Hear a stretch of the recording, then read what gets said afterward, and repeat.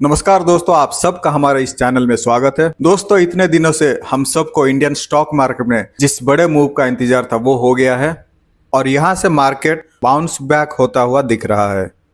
Sensex आज 1577 points बढ़कर 76,734 पर बंद हुआ है, यानी लगभग 2.10% का मूव देखा गया है। और निफ्टी भी लगभग 500 पॉइंट बढ़कर 23,328 पर बंद हुआ है, यानी कि लगभग 2.19% का ग्रोथ देखा गया है। ठीक उसी तरह मिड कैप और स्मॉल कैप इंडेक्स भी लगभग 2.9% चढ़कर बंद हुए हैं। मार्केट में ये रिकवरी बरकरार रहेगा या नहीं, ये तो डोनाल्ड ट्रंप साहब के मूड पर ही डिपेंड करता है। पर चलिए मार्केट में आई इस रिकवरी के कुछ ग्लोबल रीजंस को हम देख लेते हैं। सबसे पहला रीजन तो यही है कि प्रेसिडेंट डोनाल्ड ट्रंप ने यूएस पे होने वाले इंपोर्ट टैरिफ पे कुछ रिलीफ देने की बात की है, जैसे कि स्मार्टफोन्स, कंप्यूटर्स और अदर इलेक्ट्रॉनिक्स में जो इंपोर्ट ड्यूटीज लगाया गया था उसमें छूट दिया जा सकता है। और ये ग्लोबल मार्केट के लिए एक बहुत बड़ा रिलीफ है। यहाँ पर ऑटो सेक्टर्स के लिए भी बहुत अच्छी खबर आ रही है। प्रेसिडेंट ट्रंप ने कार्स और ऑटो पार्ट्स पर जो टैरिफ लगाया था उसमें भी कुछ रिलैक्सेशंस देने की बात की है। इंडियन ऑटो कंपनीज के लिए एक बहुत बड़ी खबर है। मार्केट के ऊपर चढ़ने के पीछे एक और बहुत अच्छा रीजन यही है कि आज बैंक सेक्टर्स ने बहुत बढ़िया परफॉर्मेंस किया है। एचडीएफसी और आईसीआईसी जैसे बैंक ने बहुत बढ़िया रिजल्ट दिखाया है।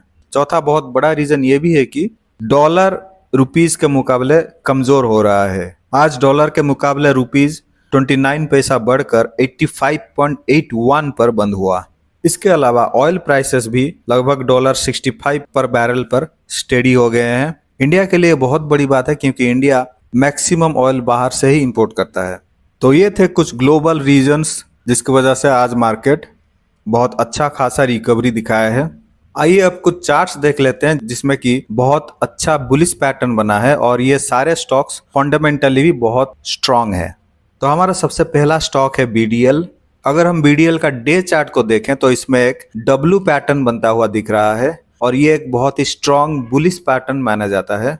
और ध्यान से देखें तो आप देख सकते हैं यहाँ पर इसने प्रीवियस हाई को भी ब्रेक कर दिया है। तो हम मान के चल सकते हैं कि यहाँ से ये एक बहुत अच्छा खासा रिकवरी दिखाएगा और अपने प्रीवियस हाई तक जाने का बहुत अच्छा चांसेस भी है। इस लिस्ट में हमारा अगला स्टॉक है हाल, यानी हिंदुस्तान एरोनॉटिक्स लिमिटेड। इसके चार्ट को देखें तो आप यहाँ पर देख सकते हैं कि इसने डे चार्ट में अभी 200 एक्सपोनेंशियल मूविंग एवरेज को क्रॉस किया है और 200 मूविंग एवरेज के ऊपर इसका प्राइस अच्छा खासा सस्टेन भी किया है। अगर 3 आवर चार्ट को देखें तो 3 आवर चार्ट में भी इसने बहुत ही बढ़िया गोल्डन क्रॉसओवर दिया है। गोल्डन क्रॉसओवर में यहाँ पे आप देख सकते हैं 50 ईएमए 200 ईएमए को नीचे से क्रॉस करके ऊपर आ गया है और ये इंडिकेट करता है कि आगे भी हाल अप ट्रेंड में ही रहेगा।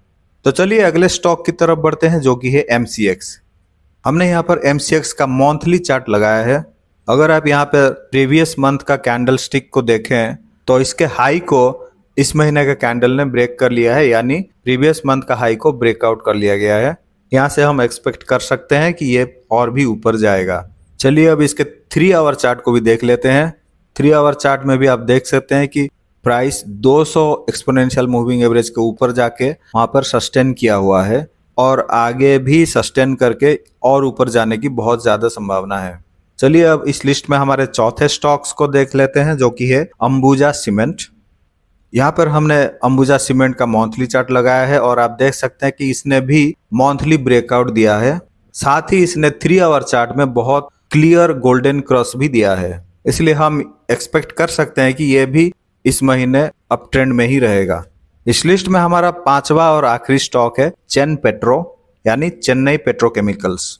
जैसा कि आप देख सकते हैं कि इसने भी मंथली चार्ट में कैंडल के हाई को ब्रेक कर लिया है और 3 आवर चार्ट में भी इसने क्लियरली गोल्डन क्रॉस दिखाया है, यानी कि हम यहाँ से इसके प्राइस को और भी ज्यादा ऊपर जाते हुए देखेंगे।